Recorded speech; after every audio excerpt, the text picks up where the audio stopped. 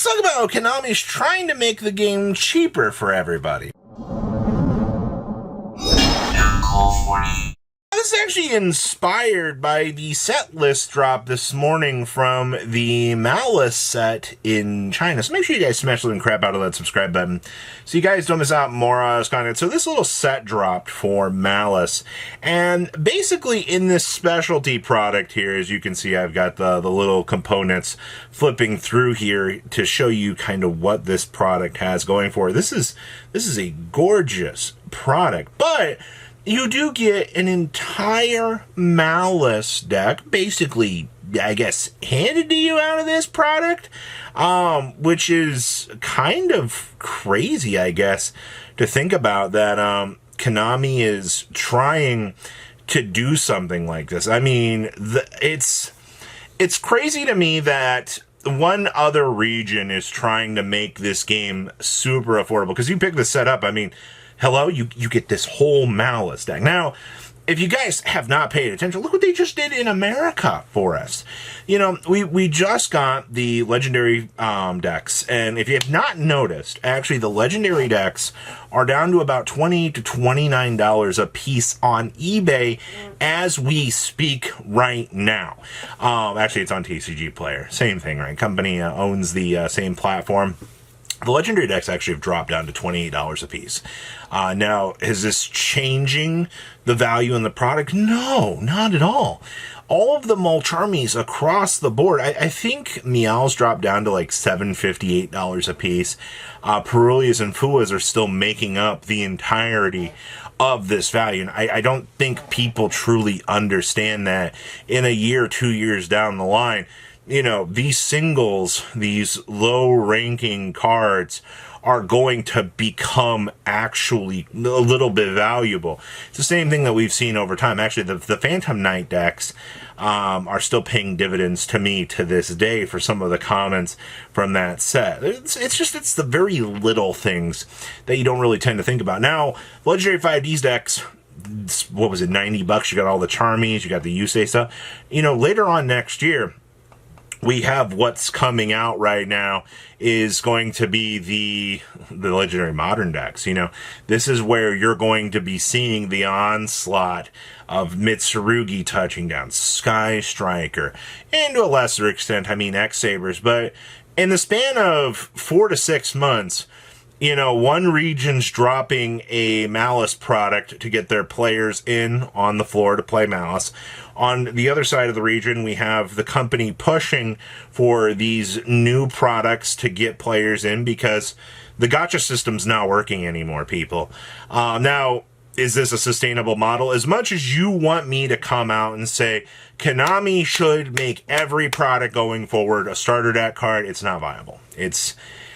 It is not sustainable at all at this point. What you're actually seeing right now, I think, is Konami's desperate plea to keep up with One Piece, Pokemon, all of these other games right now, who's just pumping out cheaper product, and you do have to toss your players something here. You can't. Yu-Gi-Oh! Has notoriously been one of the most expensive card games for most of its life. And it is just now finally at the end of 2025 going into 2026 here, after the collapse of the quarter centuries and this return back to Starlight Rares where, you know, Konami realized, oh shit, you know, we can't keep pumping Starlights into the market. We are also a week away now, people. Actually, you're 6 days away from Jump Fest touching down. And I've said this in every last video that I have pumped out over the week here. What you are going to see in Jump Fest will be the future of this game. What you're seeing them doing temporarily right now is them doing damage control. What you're seeing for them is going, hey, you know, until we can implement whatever is coming out here in the future, when we get this groundwork laid, we have to give them something. We need to make sure that our player base has cheap entry product.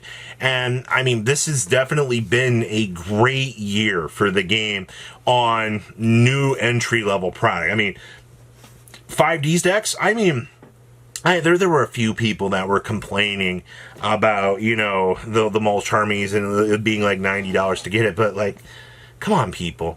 The pure amount of product and value that you got handed in those decks, and especially if the modern decks are going to have the Dominuses in it, because all three decks conveniently are able to work with each Dominus. So if they take the modern decks and they actually do reprints with the Dominuses in there, that's where it's going to be your value. Now, you've also got the Charmer deck here. I've read a couple of complaints from people going, well, you know, the Charmer deck's actually terrible. The Horus cards? You guys, this is something that I'm not understanding here.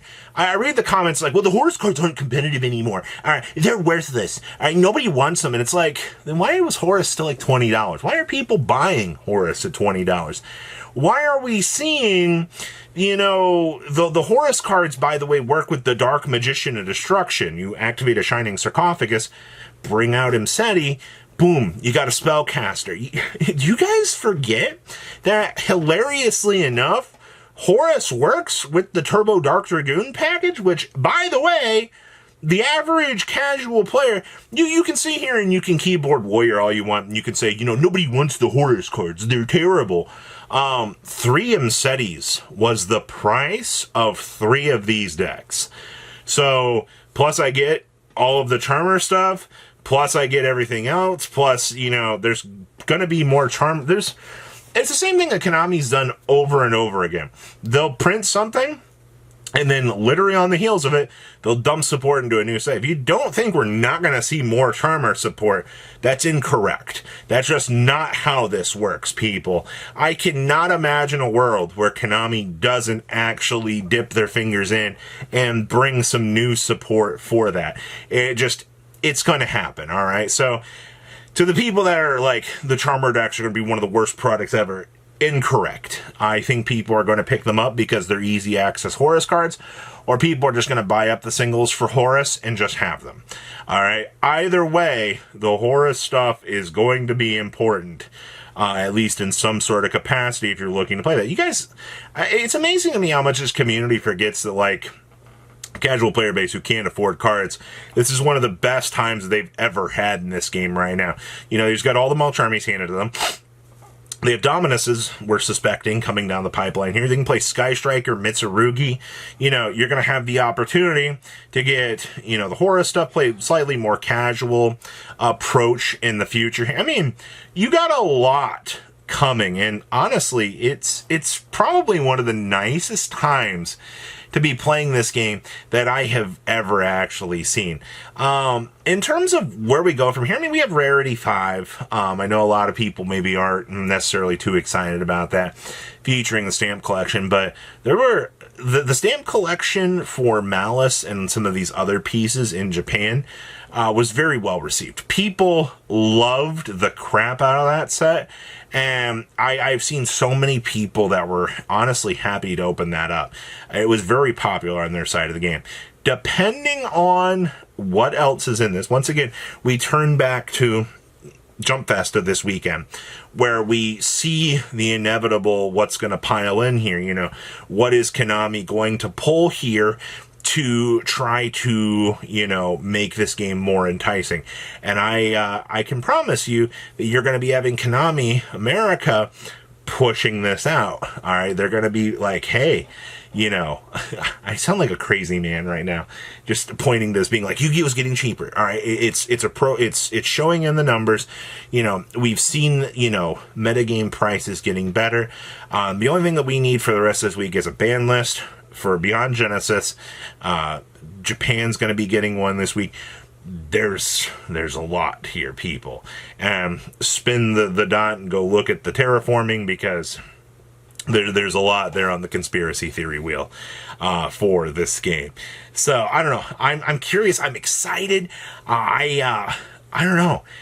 This set has inspired me to be excited for all the other regions, and I'm hoping that, you know, maybe some does check Malice a little bit, but I don't think it's going to be the case. I think Konami wants players to continue to look at Malice and enjoy the deck, because it is a fan favorite no matter how you want to go about it. So please, leave a comment down below, tell me what you guys think, and I'll see your beautiful faces back here in a day, guys. Patrons! Thank you.